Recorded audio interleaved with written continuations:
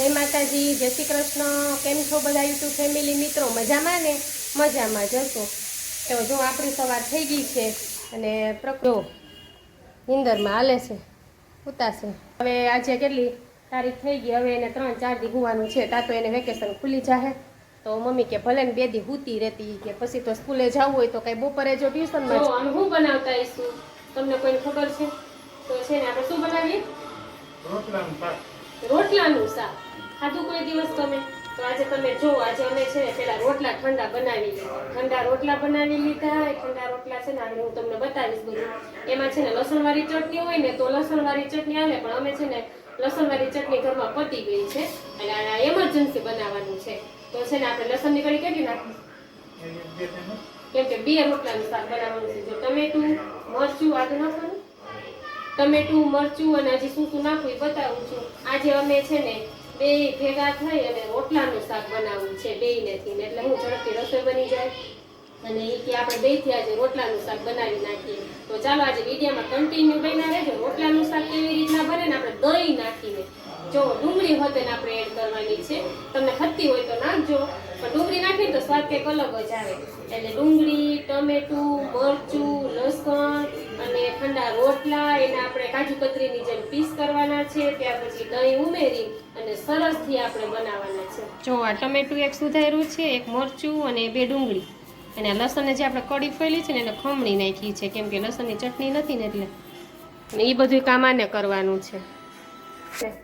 ઈ કે ને એમ વઘારવાનું છે, એને ખાવું છે એટલા માટે ઈ કે હું કેતો જાઉં તું વઘારતી જાજે એવું કહે છે। એટલે જોઈએ હવે એને મને કીધું ઈ કે હું બનાવી નાખું, તો કે ના ના હું તને કેતો જાઉં ને એમ તું વઘારતી જાજે।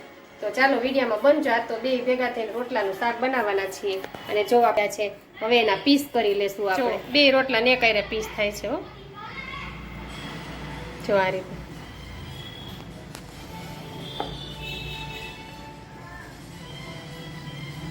પીસ કરી લીધા છે ચોરસ, કેમ કે આપણે છે ને બપોરે ઘડી નહીં ખાતા, એને કીધું હતું કે હાંજે મારે આજે ભરેલા રોટલાનું શાક ખાવું છે, તો આપણે છે ને રોટલા ઠંડા હોય ને તો આ મજા આવે સરસથી ખાવાની। આ એટલું એનું તૈયાર થઈ ગયું છે, હવે આપણે ભરેલા રોટલાને વઘારી નાખવાનો છે। ગેસ ઉપર કડાઈ મૂકી દીધી છે, અહીંયા આપણું જોવો ડુંગળી, મરચાં, ને ટમેટા તૈયાર થઈ ગયા છે, અહીંયા રોટલાના પીસ થઈ ગયા છે, અહીંયા આપણે બધા મસાલા લઈ લીધા છે। એમાં ચટણીનો જો થોડોક વધારે પ્રમાણમાં હોય ને એટલે 2 ભરીએ હો ચટણી।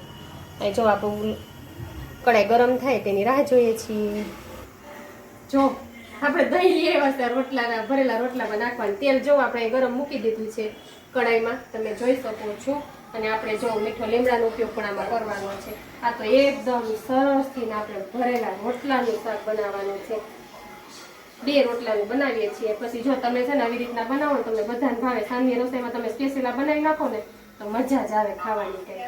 તો જો આપણે તેલ ગરમ મૂકી દીધું છે, તેલ ગરમ થાય ને એની રાહ જોવાની છે। નરેશ કહે ને એમ બધું ઉમેરશું આમાં। રાઈ નાખવાની, રાઈ ને જીરું નહીં, રાઈ જ તો ઈ કે ને બગાડીએ છે એટલે તમે એની રેસીપી જોજો। આવો આજ તો તમે કહેતા જાજો કેટલી રાઈ નાખું। જો તેલ ગરમ થઈ ગયું છે, હિંગ પછી હવે આમાં શું નાખું? કડી પત્તા, ત્યાર પછી આ મરચું એક છે તે અને કડી પત્તા આપણે હવે કેજો પાછું ઘી નાખું। ત્યાર પછી હવે ડુંગળી અને એમાં જો લસણની કઢીની પેસ્ટ આપણે બનાવી છે તેને ઉમેરી દઈશું। જો હવે આપણે આને થોડી વાર હલાવશું, જ્યાં સુધી આપણો આનો કલર બદામી કલર જેવું ના થઈ જાય ત્યાં સુધી, કેમ કે કાચી ડુંગળી ન રહેવી જોઈએ, ડુંગળી પાકી જવી જોઈએ, નકર આપણે પેટમાં દુખે એટલા માટે આ ડુંગળીને આપણે પકવવાની છે, કાચી રાખવાની નથી। જો આપણે આમાં કડી પત્તા છે, રાઈ છે અને એક મરચું છે, આ રીતે આપણે જો અને ડુંગળી સરસથી આપણે તેલમાં હલાવી લઈએ। અને આ છે ને આપણે 15 મિનિટમાં તો તમે જોવો તો તૈયાર થઈ જાય અને સાંજે છે ને બીજી રસોઈ તમારે ના કરવી પડે। જો આ શાક તમે બનાવી નાખો ને બધાને ભાવે। એમાં વડીલોનું તો છે ને ફેવરિટ હોય, કેમ કે વડીલો પેલા બહુ ખાતા બધી રોટલીનું અને રોટલાનું। આને કહેવાય ભરેલા રોટલાનું શાક। હું તમને રેસીપીનું નામ પણ આપી દઉં છું, ભરેલા રોટલાનું શાક। આજે આપણે સાંજનું છે ને અમે હસબન્ડ વાઈફ ભેગા થઈને અને બનાવીએ છીએ। ઈ કે ને એમ બનાવવું છે, હું તો મારી રીતના બનાવતી જો, પણ ઈ કંઈક કેવી રીતના આપણે બનાવીએ વળી ઈ કે હું કહું એમ બનાવશે, એટલે આપણે એનું માન તો રાખવું પડે। હલાવો છે.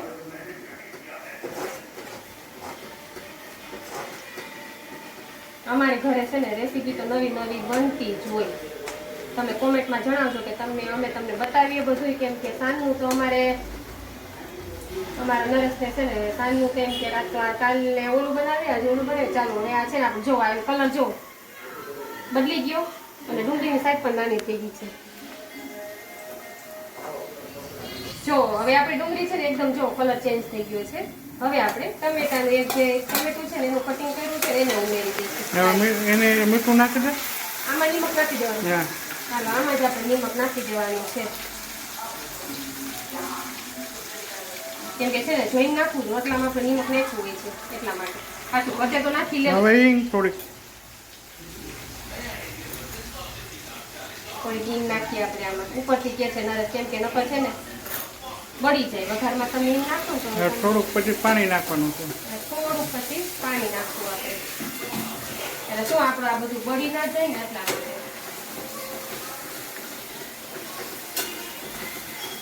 જો કેટલું પાણી નાખ્યું મને કહેજો. બસ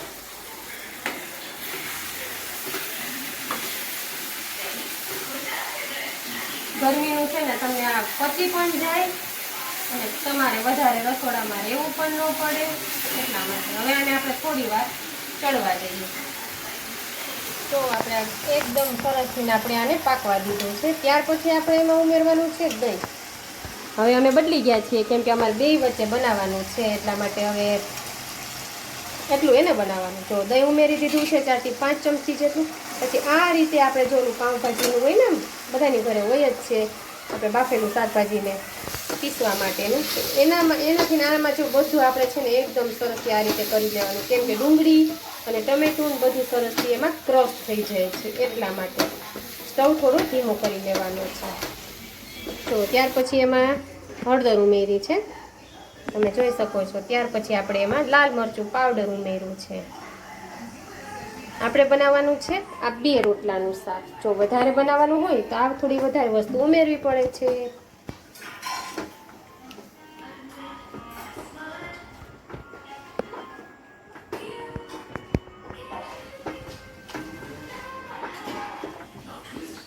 જો બધું એકદમ સરસથી પીસી લેવું.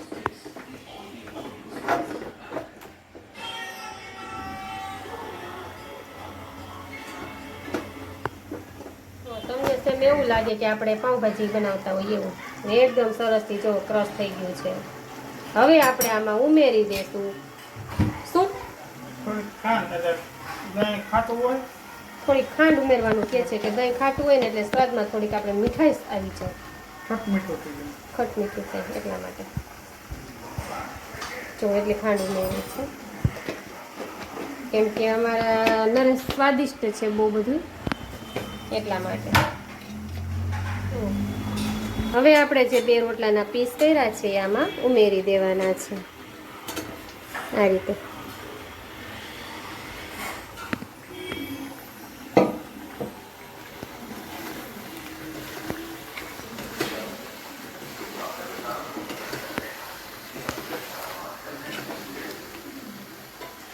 આપણે આમાં છાશ નથી ઉમેરતા, આપણે આમાં દહીં ઉમેર્યું છે જો, અને થોડું પાણી ઉમેરવાનું છે. જો હવે આપણે આને ચડવા દેવાનું છે.